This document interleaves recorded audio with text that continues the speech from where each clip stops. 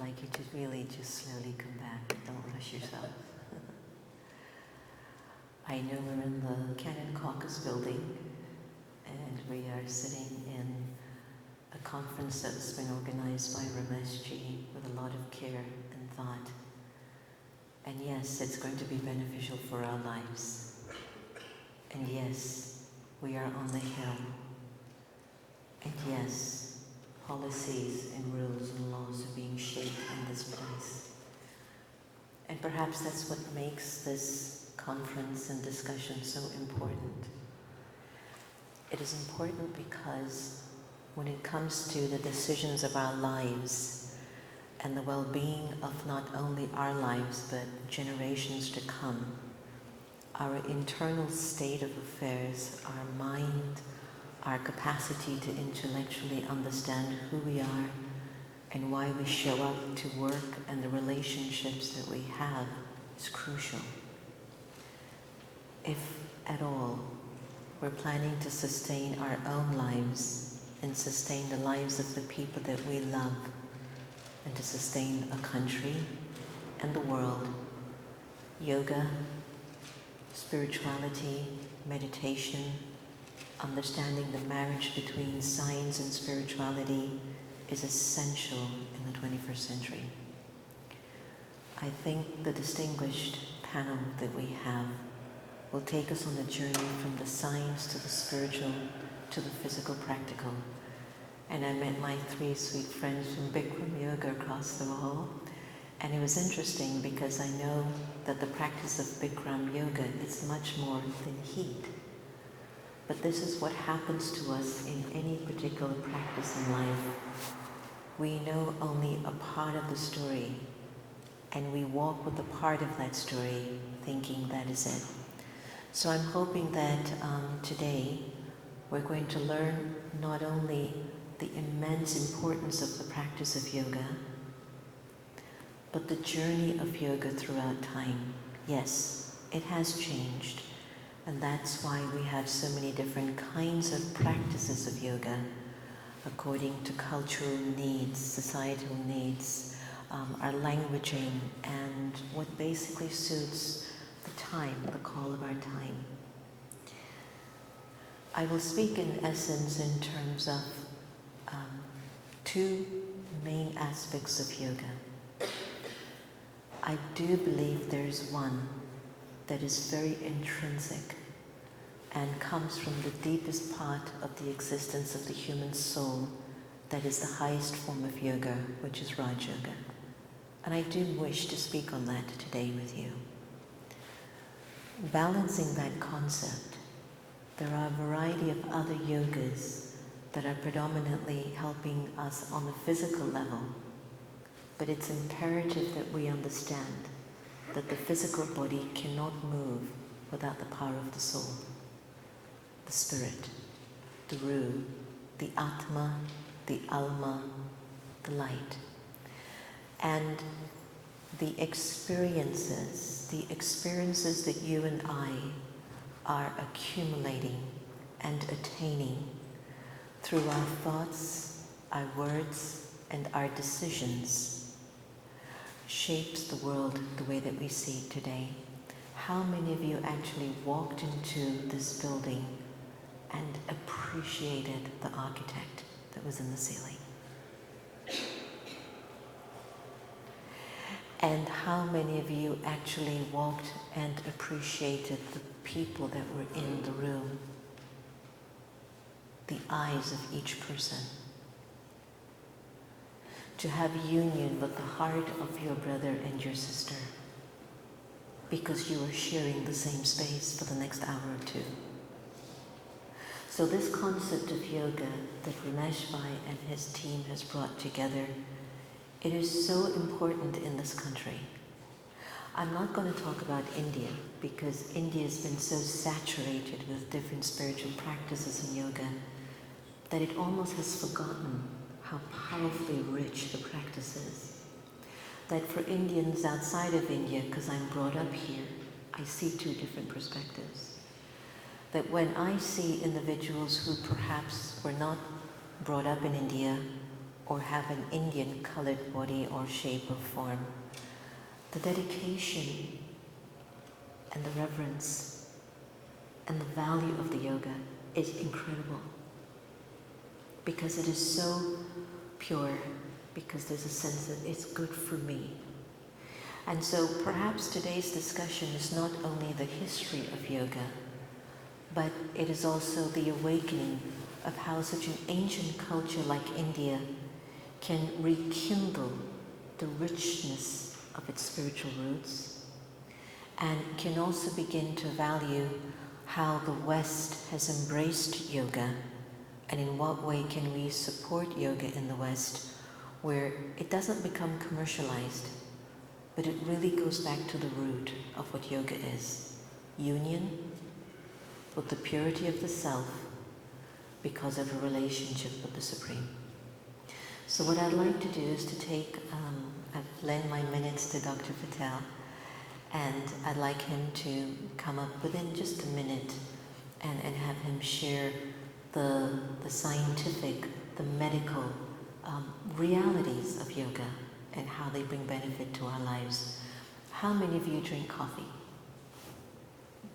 How many of you drink coffee and cream? Okay, chai and coffee, chai and cream. So you know that if you drink chai and cream, and if you have coffee and cream, they're two separate entities. But when they're mixed, the whole flavor changes. I would like to invite all of us to think about the fact that cream was once when we were fully virtuous, almost similar to the qualities of the deities.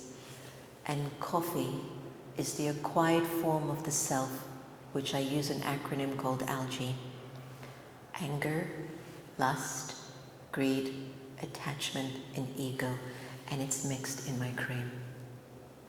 In yoga, which is union, invites a perennial source, a perennial force, to find a way in how I can break the entropy of this disorder that has taken place in my system.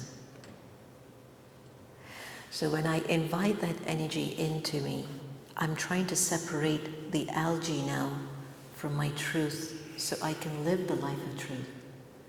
So yoga, union, with a pure source of energy will help me to bring this order back into my life, because if you've ever understood the law of entropy, once something gets out of order, it is very difficult to bring it back unless it gets help from the outside.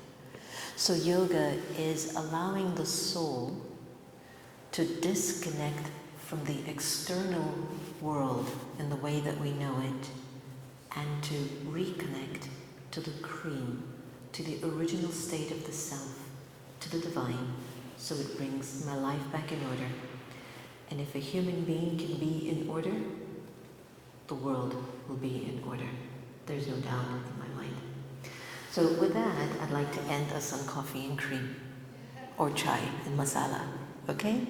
And I'd like to invite Dr. Nikhil Patel, who's been a friend of mine over the years, and for many of you who might already know this, India has less than 3,500 psychiatrists in the whole country. Did you know that? There are a billion residents of that land. It's a very busy man. And so he's at the Global Research Hospital Center in Mount Abu, India, where he heads the psychiatry department. And I've asked him to really come and break down the different yogas that exist and their benefits for us. And I'd like to hand you over to Dr. Nikhil Patel, and my purest, best wishes for this conference, Ramesh Bhai, and everyone who's been involved. Anything done with purity of intent cannot fail. It's already a success. So thank you.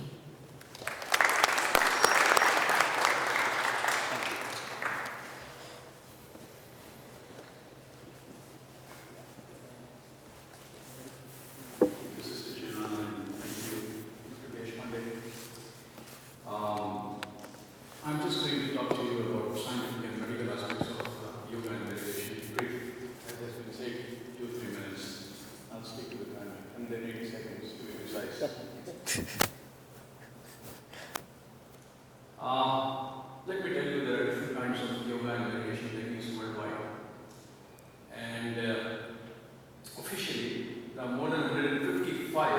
yoga and meditation techniques worldwide which are being practiced. If I put it in a nutshell, there are some yoga and meditation techniques which teach you different postures, asanas, breathing exercises, etc., etc. And they work at physical level. And they give you health benefits at the physical level. And in turn, claim to have health benefits on brain and mind.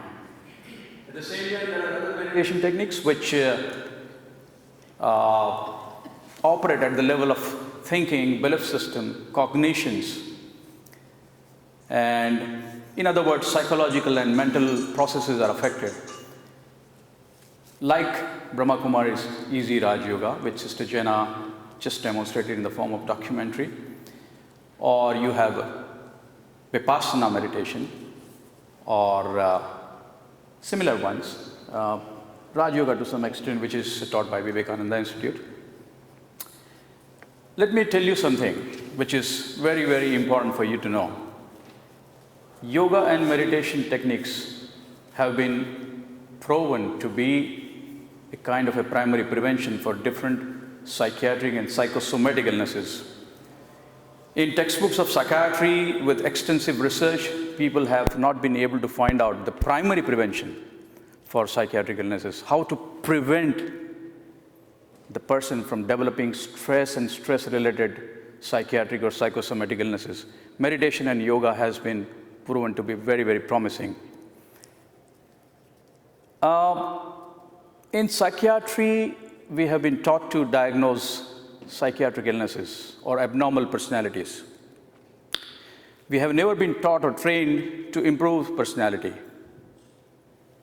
Or if someone wants to become supernormal, then normal. If he wants to improve normality, probably yoga and meditation is one of the techniques to do that. Needless to say that meditation in yoga has been a very good relaxation technique for body and mind. It reduces stress. It's a very, very good de-stressor.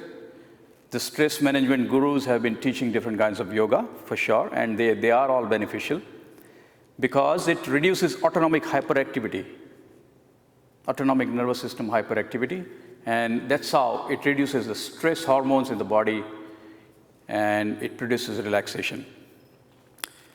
It has been proven to be effective in getting rid of addictions, may it be nicotine, tobacco, cigarette, alcohol, hard drugs, or even sex addiction. The meditation techniques like Easy Raj Yoga, which produce a phenomenon known as self-realization or self-actualization, which is a very well-known phenomenon in psychology. And it gives you many peak experiences, brief moments of peace and bliss in which endorphins are secreted within the brain naturally, and it gives you happiness, joy, and bliss. All kinds of meditation techniques, and especially those which act at cognition level, they have been proven to normalize the neurotransmitter levels in the brain. Dr. Anil Patel has been a pioneer in discovering serotonin, which is a very well talked about and widely talked about the neurotransmitter in the brain. It normalizes the hormones. It reduces the stress hormones in the form of steroids and other things. It has been proven to normalize so many biochemical parameters in the blood, including cholesterol, bad cholesterol. But at the same time, I'm tempted to say that meditation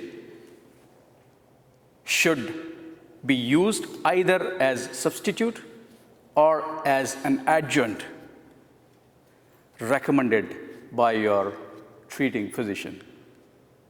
Many times, it so happens that somebody who is having a psychotic illness, schizophrenia or bipolar or schizoaffective disorder, and is wrongly advised to practice meditation, and he doesn't have willpower to do that because obviously he is having a psychotic illness. As a psychiatrist, just a few words of caution that except during psychotic illnesses, acute psychotic episodes, meditation and yoga have very, very good health benefits.